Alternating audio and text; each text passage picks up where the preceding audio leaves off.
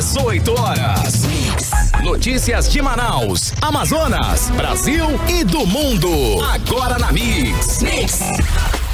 É isso aí, muito boa noite pra você, seja bem-vindo ao programa 18 horas, começa agora, estamos juntos até as 7 da noite com muita notícia, muita informação, nossa equipe de jornalismo apurando tudo ao vivo para você ter em primeira mão as notícias mais importantes aqui do estado, né, e também aqui de Manaus e do mundo. Boa noite, Cid Soares, você hoje aqui ao vivo nos estúdios da Rádio Mix. Pois é, hoje eu vou estar intragável aqui.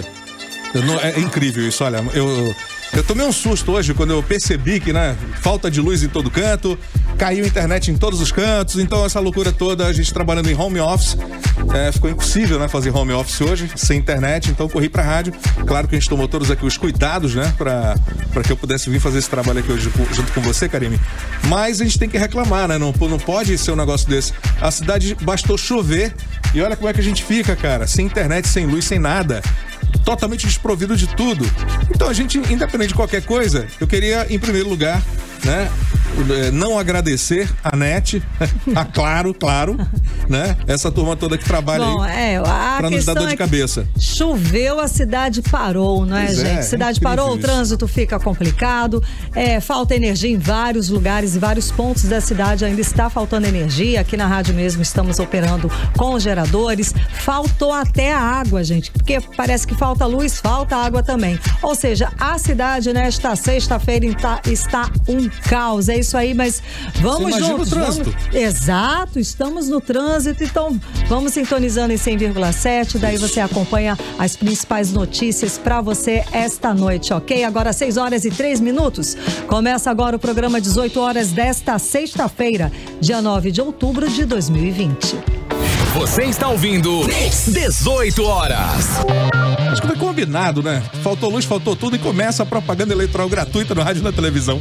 Olha só, 11 candidatos a prefeito e mais 1.300 candidatos à Câmara de Manaus começam a usar os meios de comunicação para conquistar o voto de mais de 1.300.000 eleitores aqui na capital amazonense. E como de praxe, o primeiro dia foi de apresentação para a maioria dos candidatos. Uma estocada aqui, uma criticada lá, né? Mas tudo dentro da legalidade. Os candidatos aproveitaram para se apresentar ao telespectador e ao ouvinte e mostrar uma breve biografia. E teve até quem já iniciasse a propaganda com promessas. Isso a gente vai ouvir muito certo, até o final. Né? Tem jeito. Bom, a gente sabe que tem muita resistência do eleitor, né, de acompanhar as propagandas dos políticos. Mas a dica que a gente dá é que você faça isso, né? Porque essa é uma das poucas ferramentas aí que nós temos para avaliar cada candidato e tomar decisão consciente no dia 15 de novembro. Portanto, é fundamental acompanhar o que cada um deles fala, com o que cada um se compromete. Afinal, o futuro das nossas cidades, né, nos próximos 4 anos está em jogo. Exatamente. É aquela história, votar consciente, votar sim sabendo das propostas, da história e do legado de cada candidato.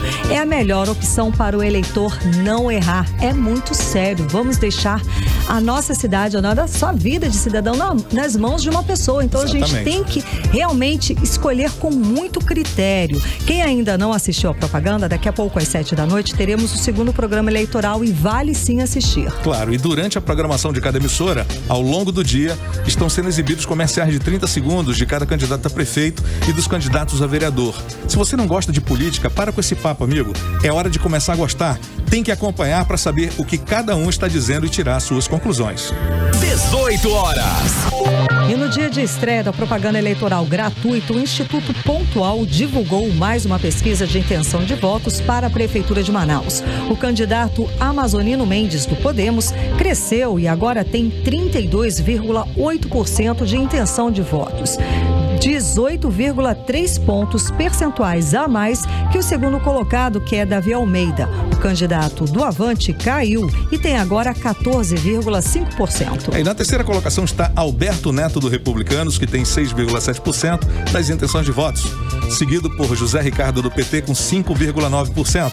Alfredo Nascimento, do PL, aparece com 5,4% e Ricardo Nicolau, com 2,9%. Na sétima colocação aparece o Coronel Menezes, do Patriota, com 2,8% das citações dos pesquisados. Chico Preto, do Democracia Cristã, tem 1,7%.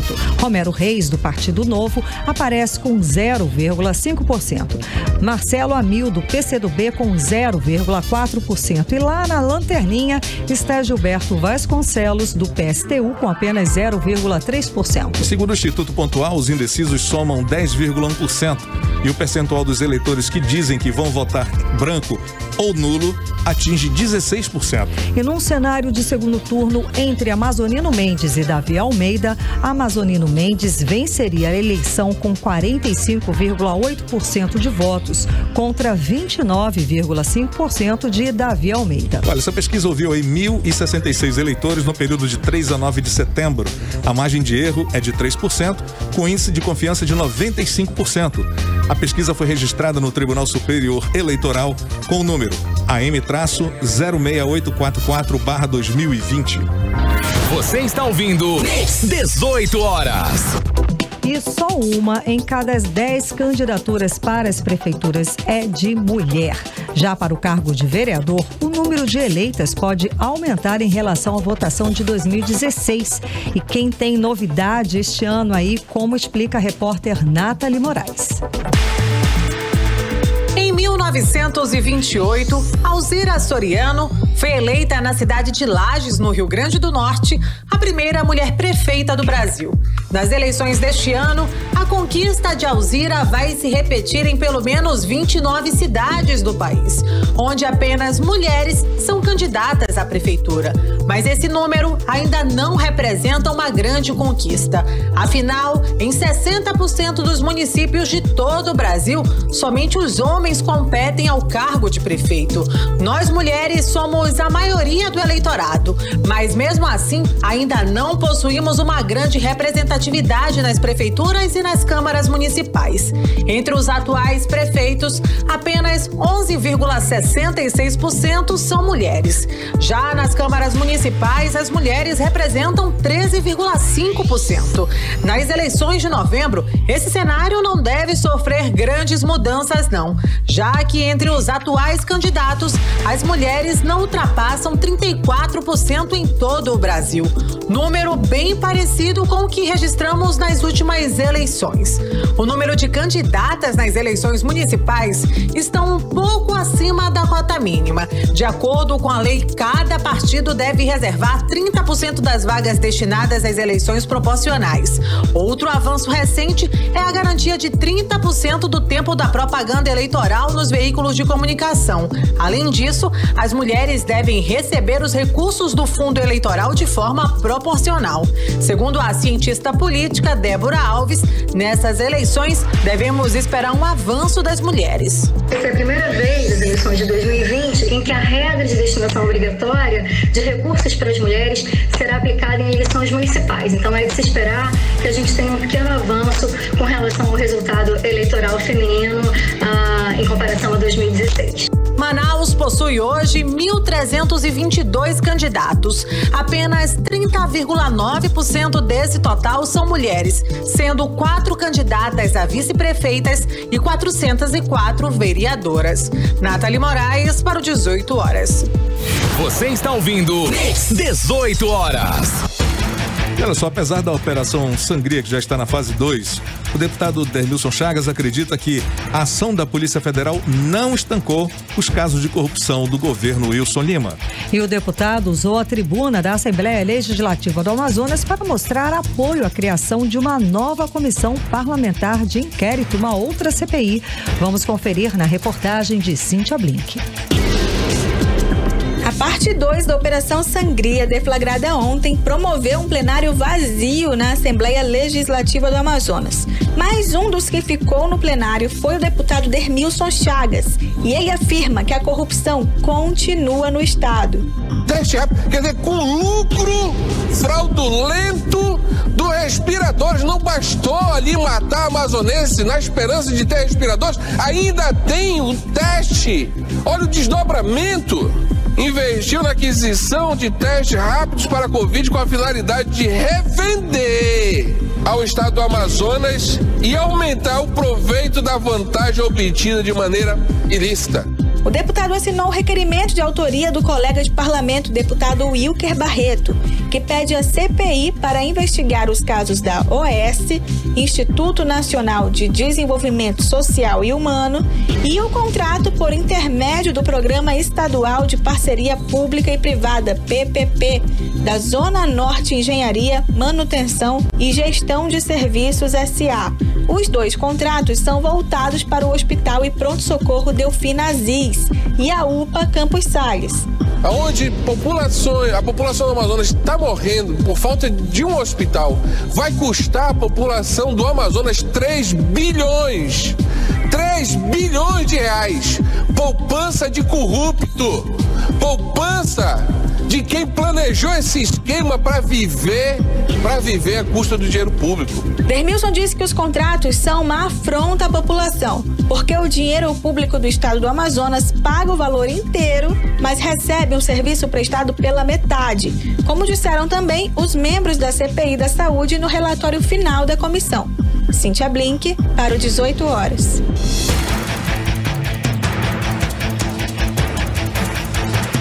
E a segunda fase da Operação Sangria foi o assunto fora do Amazonas também. Claro, quando o governador do Amazonas, Wilson Lima, é chamado de chefe de uma operação criminosa e mais um secretário da Saúde, Rodrigo Tobias, é preso pela Polícia Federal, a notícia, claro, não fica somente no estado. Como o Amazonas está sendo falado no Brasil, quem conta pra gente é a repórter Cíntia Blink. A segunda fase da Operação Sangria, deflagrada ontem, foi notícia em todo o Brasil.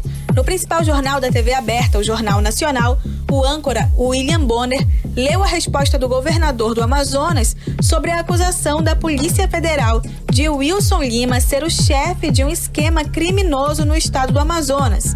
E nessa liderança, Wilson Lima nomeou servidores públicos que atuaram na compra dos ventiladores pulmonares superfaturados. O governador Wilson Lima declarou que confia na justiça, que o governo atua com transparência e que determinou à Secretaria de Saúde que preste todas as informações para esclarecer os fatos. A Folha de São Paulo, outro veículo tradicional do país, publicou o que disse o delegado da PF, Henrique Silva. Segundo o delegado, apesar do governador Wilson Lima não ter sido alvo de nenhum mandado nesta segunda fase, ele também é investigado na Operação Sangria.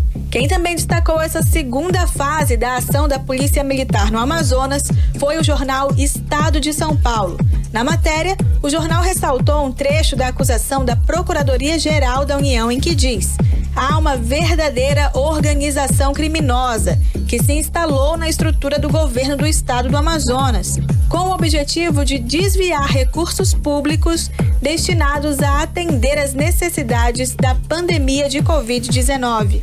Os 5 alvos da PF ontem, ligados diretamente à cúpula do governo de Wilson Lima, seguem cumprindo prisão temporária. São eles: o ex-secretário de Saúde, Rodrigo Tobias, a ex-subsecretária de Atenção à Saúde em Manaus, Dayana Priscila Merria, o engenheiro clínico Ronald Gonçalo, o médico Luiz Carlos Avelino, marido da ex-secretária de Comunicação Social do Amazonas, e o empresário Guilherme Leão Alencar, apontado como o homem de confiança indicado pelo governador para intermediar a compra dos respiradores. Cíntia Blink, para o 18 horas. E o governador Wilson Lima, que no passado caiu nas graças do povo no papel de um simpático apresentador de TV, simplesmente não falou absolutamente nada sobre a ação da Polícia Federal na segunda fase da Operação Sangria, realizada ontem. Pois é, ele não tomou um chá de sumiço, como os deputados que apoiam o governo na Assembleia Legislativa do Amazonas, mas apareceu no Instagram e no Facebook como se nada tivesse acontecido. Como se a Procuradoria-Geral da União não tivesse se referido a ele como chefe de uma organização criminosa formada na estrutura do estado do Amazonas para desviar dinheiro público da saúde. O governador finge que nada aconteceu, mas deixou o trabalho, de comentar a Operação Sangria para a Secretaria de Saúde do Amazonas, que a secretaria fez o quê? Emitiu uma nota oficial curtíssima, em que tenta mostrar o afastamento da gestão de Wilson Lima dos crimes investigados na Operação Sangria. E, claro, concluir com a tradicional mensagem sobre o governo querer colaborar com o trabalho dos órgãos de controle. Na nota, a Secretaria de Saúde diz o seguinte, abre aspas. O governo do Amazonas informa que está contribuindo com a apuração dos fatos pela Polícia Federal e órgãos de controle e que a ação de busca e apreensão desencadeada nesta quinta-feira envolve, em grande parte, pessoas que já não fazem mais parte da estrutura de governo. Fecha aspas, diz a nota oficial. Você está ouvindo 18 horas. O Sindicato dos Professores e Pedagogos das Escolas Públicas de Ensino Básico de Manaus pede apoio do Ministério Público do Amazonas na luta contra o aumento de casos de Covid nas escolas públicas do estado. Isso porque já são mais de 3.500 professores infectados e 3 mortos. Enquanto isso, professores das escolas particulares também denunciam o crescimento de contaminação na rede privada de ensino. Os detalhes vamos conferir agora na reportagem de Odineia Araújo. O comando de greve do Asprom Sindical, que representa professores e pedagogos de Manaus, esteve hoje no Ministério Público do Amazonas e foi recebido pelo promotor Fábio Monteiro, a quem foi entregue documento com denúncias contra o governo do estado e a SEDUC pela exposição de professores e alunos ao risco de contaminação pela Covid-19 dentro das escolas públicas do estado. Segundo o coordenador de comunicação do Asprom Sindical, Lambert Melo, o objetivo é conseguir apoio do Ministério Público para reforçar a luta pelo cancelamento das aulas presenciais nas escolas públicas. Já são mais de 3.500 professores contaminados e já temos 3 óbitos, 3 mortes, infelizmente. Uma dessas mortes aconteceu esta semana. A vítima foi a professora Lucilene Marques, que morreu em decorrência da Covid-19, de acordo com colegas, contraída em uma escola particular de Manaus. Segundo denúncia dessa professora de uma escola particular, que pediu para não ser identificada e que teve a voz modificada eletronicamente para evitar punição, os casos de coronavírus nas escolas particulares de Manaus também cresceram assustadoramente por falta de proteção adequada, principalmente no trabalho de correção e vistoria. O professor tem contato diariamente com o material do aluno. Os alunos diariamente têm contato uns com os outros. Semanalmente, os alunos devem entregar uma ficha de saúde e não entregam. Não são cobrados, alunos acumulam esses documentos e não entregam. Então, nós estamos muito vulneráveis à contaminação, sim. Há vários professores infectados, vários professores afastados por questão de Covid. Quanto ao documento do Asprom, entregue ao Ministério Público, os educadores apresentaram fotografias, vídeos e exames médicos comprovando contaminação de professores. O promotor disse que vai buscar apoio e intermediar o encontro com o governador Wilson Lima e os educadores. Odineia Araújo para o 18 horas. Você está ouvindo 18 horas. E o Ministério Público Federal e o Ministério Público de Contas do Amazonas recomendaram ao governador do estado, Wilson Lima, e a secretários e titulares de diversos órgãos públicos estaduais uma série de medidas emergenciais para combate às queimadas e ao desmatamento aqui no estado. Olha, entre as medidas está a contratação emergencial de brigadistas, fortalecimento da fiscalização. Para o Ministério Público Federal, falta vontade política do governo do estado em assumir a sua responsabilidade diante da crise das queimadas aqui no estado. Os detalhes agora com Júlia Gomes. Entre os pedidos mais urgentes para cumprimento no prazo de 15 dias está a contratação emergencial de brigadistas para atuação no enfrentamento a queimadas no Amazonas, em especial na região sul do estado, onde concentra o maior número dos focos de incêndio. O procurador do Ministério Público Federal, Rafael Rocha, falou sobre outras medidas necessárias a curto prazo. A curto prazo, é essencial a contratação de brigadistas para apagar os incêndios, assim como a elaboração de um plano de comando e controle e o fortalecimento da governança, com a participação da sociedade civil e dos municípios.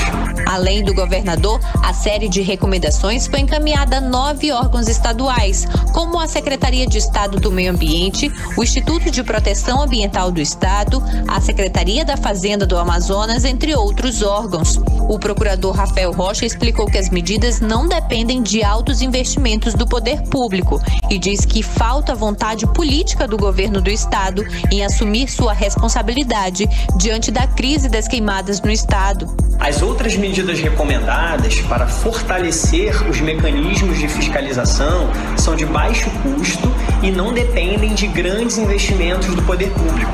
O que falta mesmo é vontade política do governo do estado, que deveria assumir as suas responsabilidades nessa crise social e ambiental que estamos vivendo. E não adianta tentar colocar tudo na conta da União ou ficar dependendo só de investimentos internacionais. A recomendação estabelece ainda o prazo de 60 dias para que sejam adotadas medidas para o fortalecimento dos mecanismos de fiscalização e autuação de ilícitos ambientais, em especial no desmatamento e nas queimadas. O procurador Rafael Rocha fala que a recomendação é uma forma de ampliar o diálogo com o governo do estado para ajudar a encontrar soluções efetivas para as queimadas e o desmatamento no Amazonas, mas faz um alerta. O Ministério Público está disposto a sentar com os representantes do governo e avaliar o planejamento que está sendo montado para enfrentar essa crise. Hoje, as ações que estão sendo adotadas são insuficientes. Se continuar assim e as queimadas e o desmatamento continuarem aumentando, serão ajuizadas ações para obrigar o Estado a adotar medidas mais efetivas, sem prejuízo da responsabilidade dos agentes públicos por omissão.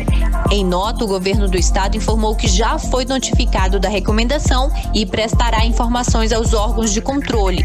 Informa ainda que apresentou ao MPF e ao MPC, em setembro, os esforços que estão sendo feitos pelos órgãos estaduais no enfrentamento do desmatamento e das queimadas no Amazonas.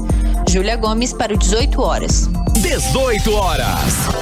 E você está na sintonia certa, 100,7, até às 7 da noite aqui no programa 18 horas, agora 6 horas e 23 minutos. Cid Soares, vamos abrir a playlist desta sexta-feira. Hoje, como é sexta-feira, posso fazer um negócio diferente aqui? Ai, meu Deus. É que chegou aqui, olha, tem um par de ingressos. Ah, vamos lá. É um ingresso duplo. É um ingresso duplo pro show do Murilo Couto. Exato. Que chama Murilo Coach. Então, olha só, já tem uma sessão extra, né? Já vendeu tudo, então tem uma sessão extra. E você que está participando com a gente pelo Mano, vai para esse show do Murilo Couto, chamado Murilo Coach, lá no Teatro Manaus, no dia 11, portanto, às 18 horas. Ok? Exato. Então, fazendo como? Você se destaca aqui na multidão, comenta, participa do programa aqui do 18 horas, que no fim do programa eu falo quem ganhou esse mimo aqui do 18 horas. Ok? Fechadíssimo. Agora deixa eu falar uma coisa pra você, olha, a Ariana Grande postou ontem no Twitter uma foto aí com instrumentos ao fundo, parecendo que tá produzindo uma musiquinha nova. Aí, né? Já viu? Bom, o post dela, no comentário tinha entregando estas mixagens. O que você acha? Será, Cid? Acho que vem aí uma nova música, uma coisa novinha aí da artista pop. Mas enquanto não chega, vamos abrir a playlist desta sexta-feira aqui do 18 horas com Thank You Next. Você está ouvindo 18 horas. Muito bem, agora são 6 horas e 27 minutos. Você conferiu a Ariana Grande aí com seus tolinhos, né? Thank you next, fazendo a fila e tal. Muito bem. Vamos lá, vamos em frente. Mix. Agora a gente vai conferir a previsão do tempo para esta noite. E que noite será essa, Karime Leão? Previsão do tempo. Segundo informações do Clima-Tempo, deve chover rápido durante a noite e a madrugada. A mínima prevista é de 24 graus e a máxima não deve passar dos 33 graus. A mínima prevista é de 24 graus e a máxima não deve passar dos 33 graus, como eu disse. As chances de chuva são de 90% e a umidade relativa do ar pode chegar a 73%. Mix. Olha, voltando aqui aos assuntos, né? O Ministério Público Federal deu início à investigação para apurar irregularidades no sistema de cotas raciais para ingresso na Universidade Federal do Amazonas. Somente este ano foram recebidas mais de 400% de denúncia, a maioria delas do curso de medicina. Vamos aos detalhes agora na reportagem de Odiné Araújo. A abertura do inquérito civil é assinado pela Procuradora da República, Michele Corbi. No transcorrer das investigações preliminares, foram reunidas informações e indícios de autoria de que estariam acontecendo irregularidades na entrada de alunos por cota na UFAM. As denúncias de fraudes no sistema de cota racial da Universidade Federal são antigas e cresceram cerca de 418% em 2020, saltando de 11 em 2019 para 57 casos até junho. De acordo com a Lei de Acesso à Informação, o curso de medicina foi o que mais teve denúncias. São 16 casos denunciados e 15 em investigação. O curso de Direito vem em seguida com 6 denúncias e Engenharia Química com 4 denúncias. Também há denúncias de fraudes na cota racial nos cursos de Ciências Contábeis, Psicologia e Letras Língua Inglesa, que receberam 3 denúncias cada. De acordo com a lei, a raça é definida por autodeclaração do aluno. Após várias denúncias, a direção da UFAM criou um grupo de trabalho para a elaboração de uma comissão de heteroidentificação, o que pode ser acionado em caso de suspeita de fraude. Em algumas universidades públicas, cada candidato à cota racial tem que se apresentar a uma banca para que sejam avaliadas as características físicas dele de forma complementar à autodeclaração. Procuramos a direção da Universidade Federal do Amazonas para falar sobre o assunto, mas até o fechamento da reportagem não tivemos retorno. Ainda falando em Ministério Público Federal, a mesma procuradora, Michele Corbi, instaurou inquérito para apurar problemas no atendimento em urologia no Amazonas. De acordo com denúncias, estão ocorrendo irregularidades na oferta de consultas com especialistas em urologia no estado. Odiné Araújo para o 18 horas. Entrevista do dia. E estamos em pleno Outubro Rosa e o nosso entrevistado de hoje é o presidente da Fundação Centro de Controle de Oncologia do Estado do Amazonas, o mastologista Gerson Mourão, que vai falar com a gente sobre as atividades em alusão a este mês aqui no Estado do Amazonas. Muito boa noite, doutor Gerson Mourão, tudo bem? Boa noite, que prazer estar com vocês para discutir hoje um pouquinho, mostrar nossas atividades da Fundação SECOM. Não só aqui para Manaus, mas para todo o interior, viu? Que maravilha, muitíssimo obrigada pela sua conversa, por você participar hoje aqui do programa com a gente. Mas então, como é que está sendo esse Outubro Rosa em plena pandemia, não é? Como é que estão sendo realizadas as atividades programadas? A primeira coisa, o Ministério da Saúde, Instituto Nacional do Câncer, eu tinha inclusive uma palestra para dar lá no Comando Militar, foi suspenso porque nós não podemos estar onde tem aglomeração, isso está proibido mesmo. Então, assim, mas nós tivemos uma coisa que me causou um impacto muito grande, que foi o centro de mídias da SEDUC. Eu consegui falar durante 1 hora pelo centro de mídia dele, e que atingiu 61 municípios. Eu acho que eu diria assim, que essa foi a nossa grande glória dentro dessa pandemia, conseguir atingir toda essa população do interior através desse centro de mídia lá da SEDUC. Então, assim, eu sou muito grato a eles, e isso abriu uma perspectiva também para a gente de implementar outras atividades nossas do SECOM, inclusive agora do Novembro Azul também. Então foi muito bom isso aí. O restante das coisas nós estamos fazendo lives, na própria Fundação SECOM. Então, assim, eu fiz a primeira, falando sobre diagnóstico precoce, qual a importância. Depois a outra colega entrou, falou sobre quimioterapia. Aí nós vamos fazer várias, inclusive sobre alimentação, sobre fisioterapia. Então, é assim que nós estamos fazendo lá de dentro da Fundação SECOM. Já conseguiram se organizar, né, doutor? Doutor Gerson, quais são as estatísticas atuais do câncer de mama aqui no estado? O câncer de mama está previsto hoje, segundo o Instituto Nacional do Câncer, 450 casos de câncer de mama. Mas eu queria logo quando eu falo dessa palavra, desse termo, assim, 450 casos, o que mais nos entristece é que desses 450 casos, a grande parte desses tumores são tumores avançados, portanto, as pessoas com pouca chance de preservar sua mama, com altíssimo risco de vir a morrer em consequência da Procuraram tarde, então, né? Muito tarde, Mas não é que ela procure tarde, é porque o sistema que está fora do SECOM é que precisa dar mais celeridade a isso. Certo. Porque intenta, a Fundação SECOM, imagine como se você tivesse uma cadeia para gerar um produto, um carro, por exemplo, né? Então, vamos dizer assim. Então, você tem lá o nível primário, que ele vai dar o diagnóstico, secundário, que vai fazer a biópsia, e aí vão mandar para a Fundação SECOM a pessoa já com o diagnóstico na mão. O que acontece é que as pessoas, quando estão chegando no SECOM, já estão chegando com os casos avançados e poucas possibilidades de curas elas têm, que não depende da gente, né? Elas chegam avançadas, nós não temos muito o que fazer.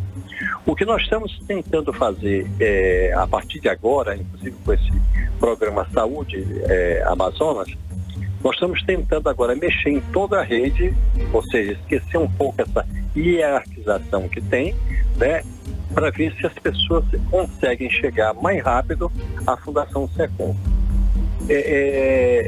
Para você ter uma ideia da gravidade disso que eu estou falando, a grande questão é, a paciente descobre um nódulo, faz a sua mamografia, mas ela demora a fazer a biópsia, vamos dizer assim. E essa biópsia era para ser feita fora do SECOM. Então, assim, nós já estamos criando um movimento a nível de prefeitura e a nível também da própria SESC, a Secretaria de Estado, para ver se a gente corre mais rápido com essa questão. Certo, então o grande ato aí é essa biópsia, esse exame, é o resultado desse exame para que essa mulher consiga ter aí um tratamento precoce e ter mais chances de vencer o câncer. Então, e até lá, né, como é que a mulher pode saber, nós mulheres, é o autoexame mesmo, são os preventivos, ainda é essa forma tradicional? Eu vou te fazer uma comparação com países de primeiro mundo, por exemplo, dos Estados Unidos. Um país onde você tem mais de 70% das pessoas, a maioria das pessoas, tendo acesso à mamografia. E a mamografia é algo que salva realmente vidas, né? Então, mais de 40% das pessoas que realizam essas mamografias, elas realmente são salvas, elas não morrem, não perdem a mama, etc.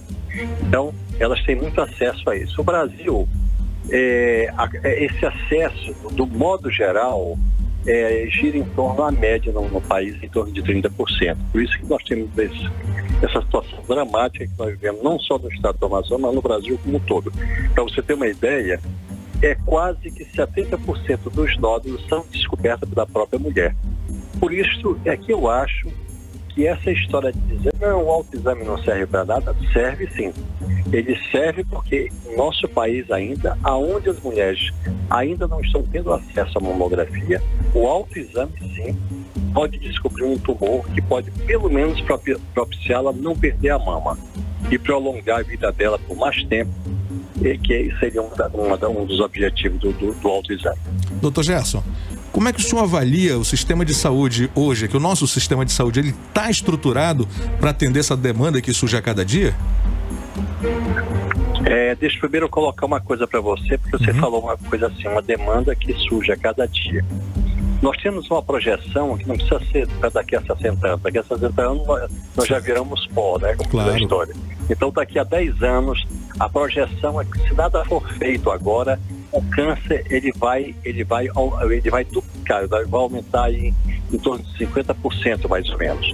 Então a tendência do câncer de mama é aumentar, porque é um câncer que depende da vida, do envelhecimento das pessoas.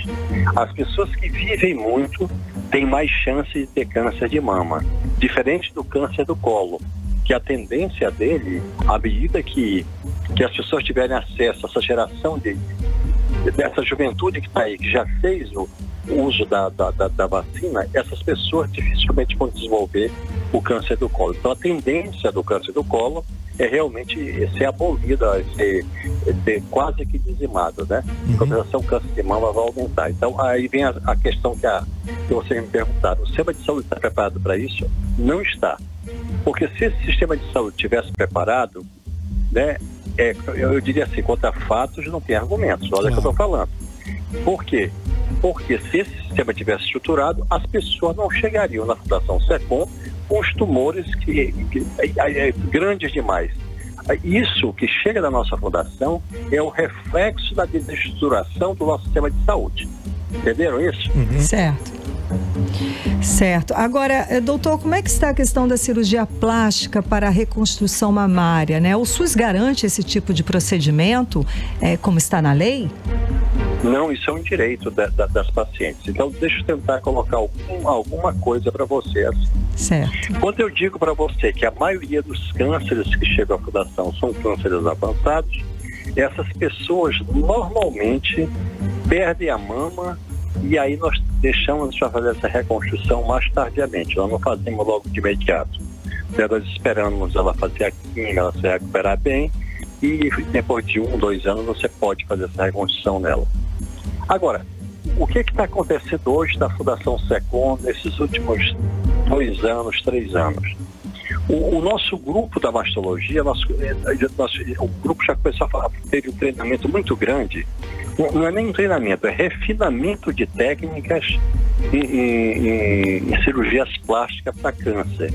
Ou seja, aquelas mamas que talvez há 5 anos atrás nós tirávamos todas, não tínhamos vivência com isso, essa geração nossa que está dentro do SECOM agora, nós estamos preservando as mamas do que nós preservávamos no passado por causa do treinamento dessas técnicas. Então, cada dia mais nós estamos crescendo, né, em experiência em preservar a mama dentro da própria fundação, entendeu? Então isso é uma novidade também que eu queria passar para vocês. Maravilha. Doutor Gerson, nós temos também a consciência, né, de que existe aí um efeito danoso, psicológico para a mulher quando descobre que está com câncer. Isso é devastador, né? Aqui no estado nós temos apoio psicológico às mulheres com câncer? Como é que está isso? Deixa eu só te falar uma coisa. Isso aí que você falou, por exemplo, uma mulher quando tem um câncer do colo, do colo do útero, ela tira o útero. Essa coisa não é tão impactante quanto você tira a mama de uma mulher. Imagino. Porque a mama, ela carrega todo um simbolismo. É a mama que amamenta, a mama que embeleza o corpo, a mama que seduz o parceiro. Então, ela tem todo um simbolismo dentro disso aí. É como se você desfeminizasse a mulher. Entendi. Na hora que você retira a mama.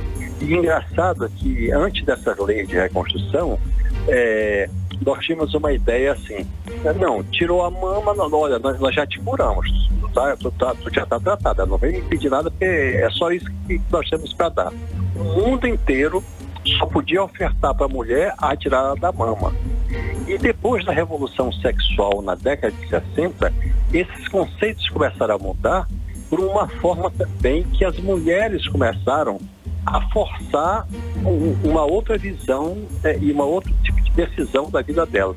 Foi quando começaram a surgir, por exemplo, na Europa, as preservações da mamas com resultados idênticos às mulheres que perdiam as mamas.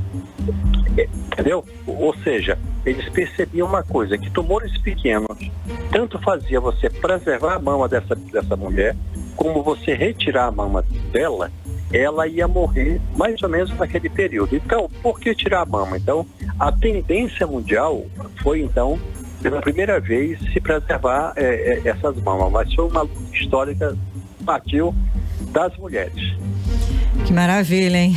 Tem uma aula aqui hoje. Poxa, olha, muito bom. Doutor, bom, para finalizar... Inteira, rapaz, não é fácil não, meu companheiro. Não, a gente imagina isso, viu? Mas sim. Olha, eu vou te falar, por causa dessas coisas, olha, pode reparar, qualquer confusão que tenha hoje em dia que você vê, elas estão no meio. A mama, por exemplo, elas têm uma associação das mulheres mastectomizadas.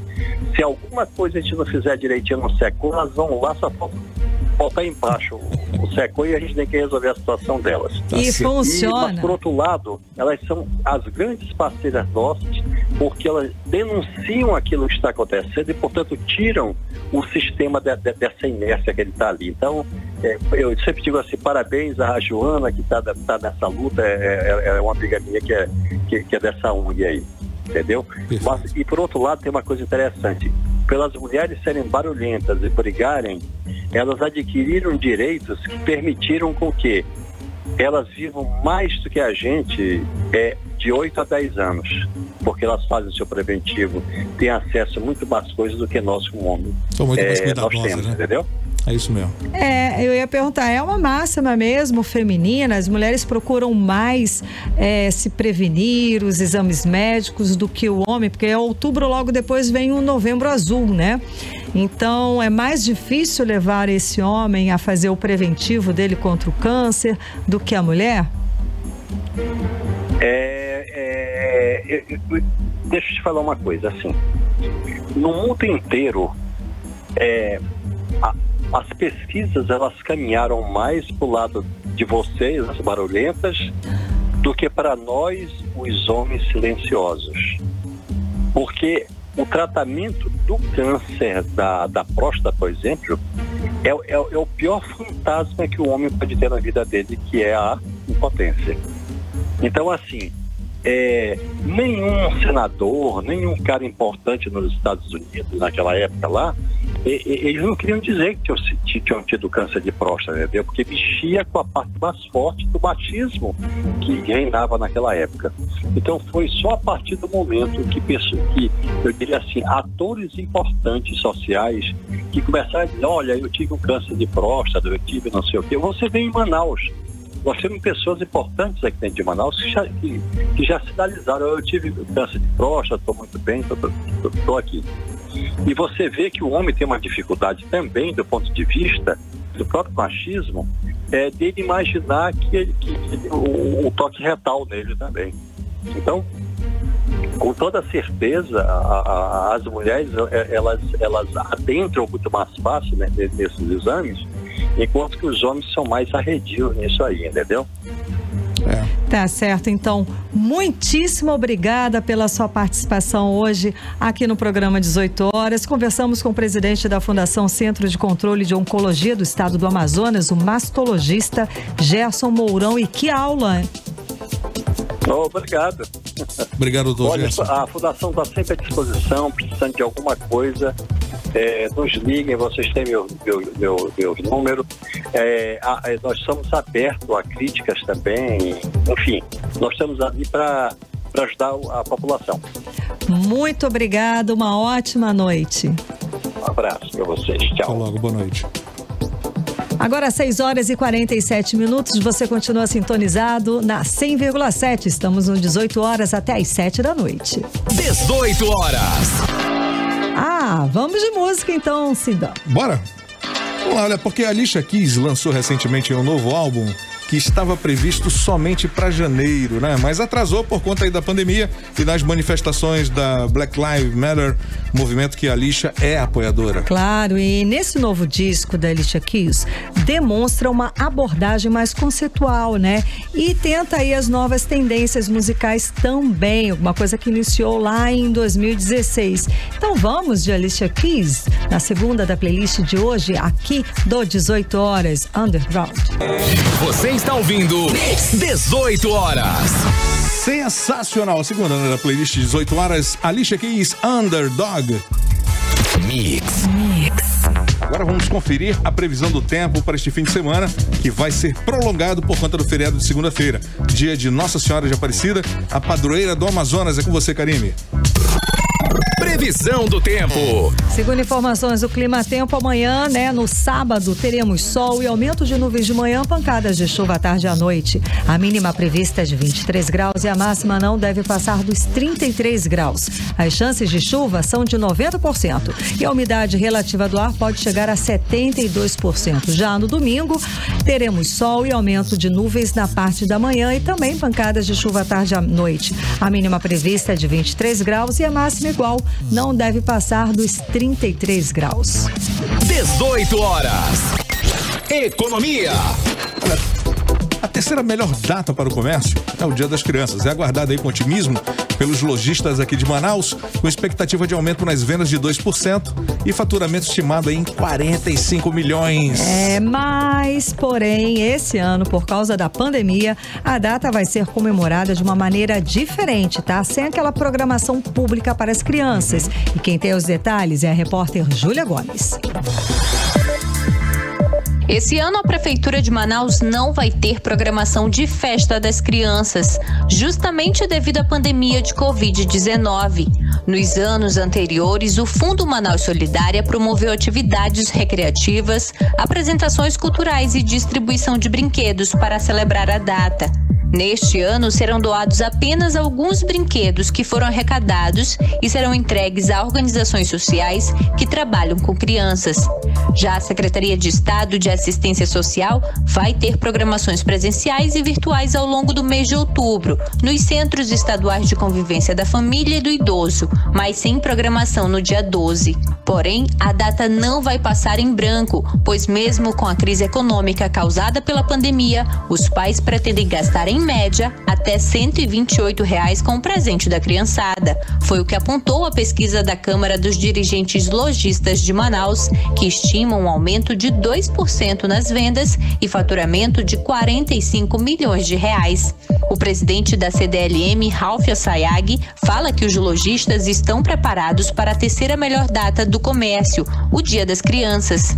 As lojas estão preparadas, tem muita loja com muito produto. Acreditamos que será um dia que todo mundo vai tentar fazer algo, fazer promoções para o Dia das Crianças para poder ter esse número de crescimento. Mas é bom não deixar para comprar o presente na última hora. No feriado do dia 12 de outubro, o comércio na região central de Manaus deve funcionar das 9 da manhã à 1 da tarde. Já os shoppings da cidade vão funcionar em diferentes horários. Boa parte vai abrir suas lojas a partir do meio-dia até as 9 da noite. As informações são da Federação do Comércio do Amazonas. Júlia Gomes para o 18 horas. 18 horas. E olha só, ainda sobre o desempenho do comércio, as vendas dos varejistas do Amazonas tiveram um crescimento de 18,1% agora em agosto, na comparação com o mesmo mês do ano passado. Exato, e a boa recuperação do comércio traz otimismo para os empresários, claro, que esperam recuperar neste fim de ano as vendas perdidas por conta da pandemia. Vamos aos detalhes com ela de novo, Júlia Gomes. Em agosto, o volume de vendas do comércio amazonense registrou crescimento de 1,1% com relação ao mês anterior. Na comparação com o mesmo mês de 2019, houve crescimento de 18,1%. A variação acumulada do ano foi de 4,7%. Os dados são da pesquisa mensal do comércio, divulgada pelo Instituto Brasileiro de Geografia e Estatística. Anderson Santos, supervisor de disseminação de informações do IBGE no Amazonas, falou sobre a pesquisa.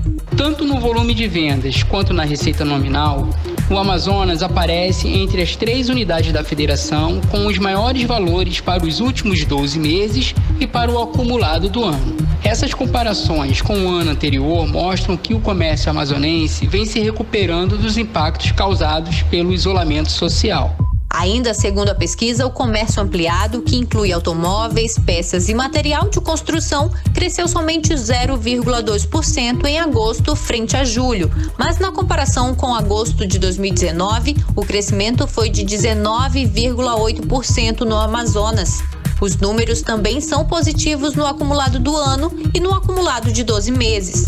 A boa recuperação do comércio traz otimismo para os empresários. Segundo Aderson Frota, presidente em exercício da Federação do Comércio, neste fim de ano ainda existem 3 importantes datas que ajudam a impulsionar as vendas. Uma delas, o Dia das Crianças, o que vai ajudar a recuperar as perdas econômicas causadas pela pandemia. Nós acreditamos que o comércio que teve agora, no mês de setembro, a Semana Brasil, onde muitas empresas movimentaram as suas atividades, movimentaram as suas vendas através de promoções, de liquidações, de facilidade de pagamento, nós esperamos que esse mesmo espírito, esse mesmo impulso que nós tivemos na Semana Brasil, nós tenhamos agora, no Dia das Crianças, com a recuperação das vendas que lamentavelmente nós tivemos que perder em função dessa grande dificuldade de saúde, mas agora nós vamos ter o Dia das Crianças, o Black Friday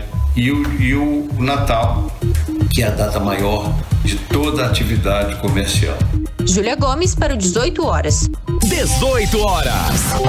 Bom, nós mostramos aqui, no 18 horas, a chegada das sementes misteriosas vindas da China que foram enviadas para o Brasil. E o Amazonas foi o último estado do país a registrar o recebimento dessas sementes. Olha só, são 7 pacotes aí dessas sementes tóxicas que foram recebidas aí quinta-feira por moradores do interior do Amazonas.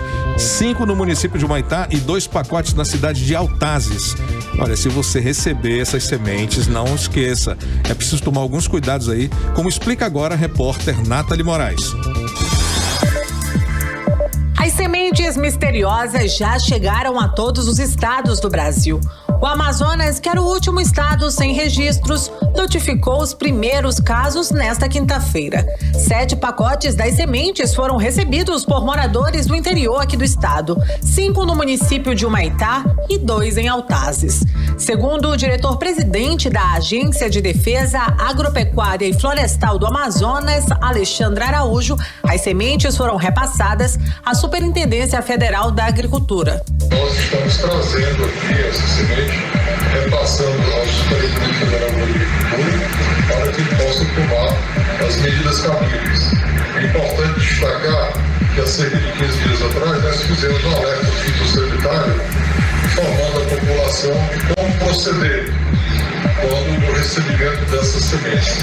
É importante que as pessoas, ao receberem essas sementes de origem desconhecida, não abram e encaminhem a um escritório da ADAF para que nós possamos fazer o encaminhamento devido à Superintendência Federal de Agricultura do Amazonas. Até a última terça-feira, foram confirmados 258 pacotes de sementes não solicitados em 24 estados e no Distrito Federal. Segundo o Ministério da Agricultura, Pecuária e Abastecimento, o Maranhão, que também não tinha casos, registrou os primeiros ainda na última terça-feira. A origem das embalagens são de países asiáticos, como a China e a Malásia. Após análises das sementes, o Ministério encontrou fungos, ácaro e até a possibilidade de plantas daninhas nos pacotes. A ADAF alerta que a entrada de vegetais sem autorização traz riscos fitossanitários e que os pacotes não devem ser abertos e nem jogados no lixo.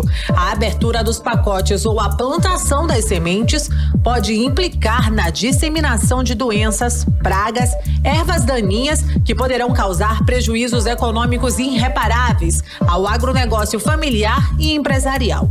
A pessoa que receber pelos correios pacotes com sementes não solicitadas deve comunicar imediatamente o fato à ADAF ou ao Ministério pelos telefones 99390 1750 ou 0800 704 1995, sem medo de ser penalizado. Nathalie Moraes para o 18 horas. 18 horas. Muito bem, agora 7 em ponto, vamos atualizar os números da Covid-19 no Amazonas e no Brasil, com Carimbe Leão. E até o momento nós não recebemos a atualização da Covid-19 no estado do Amazonas. E no Brasil, nesta sexta-feira, o país somou 149.189 mortes por coronavírus confirmadas até a 1 da tarde desta sexta-feira, segundo o levantamento do consórcio de veículos de imprensa, a partir dos dados das secretarias estaduais de saúde. O país tem hoje 5.035.744 casos confirmados da doença até esta sexta-feira. E segundo dados do Ministério da Saúde, o país registra 4.414.564 pessoas recuperadas da Covid-19. Agora 7 horas e 1 minuto, seguimos direto para o editorial 18 horas. Editorial 18 horas. Repercutiu muito em todo o Brasil a segunda fase da Operação Sangria, que mais uma vez, ontem, atingiu o governo Wilson Lima. A imprensa nacional destacou a ligação entre 2 fatos: as denúncias de corrupção no governo e o arquivamento na Assembleia Legislativa do processo de impeachment do governador. As denúncias de corrupção no governo e o arquivamento na Assembleia Legislativa do processo de impeachment do governador são informações muito graves e que precisam ser investigadas. Detalhes tão grandes que vieram à tona e que podem indicar que há muito mais a descobrir. Inclusive que a compra superfaturada dos ventiladores pulmonares pode ser apenas uma ponta do iceberg. Mas isso só as investigações da Polícia Federal vão dizer. Até lá, a população vai sofrendo com as consequências de tudo isso. E tudo a demonstrar que a crise interna no governo de Wilson Lima ainda está longe de ter um desfecho, se é que vai ter. 18 horas.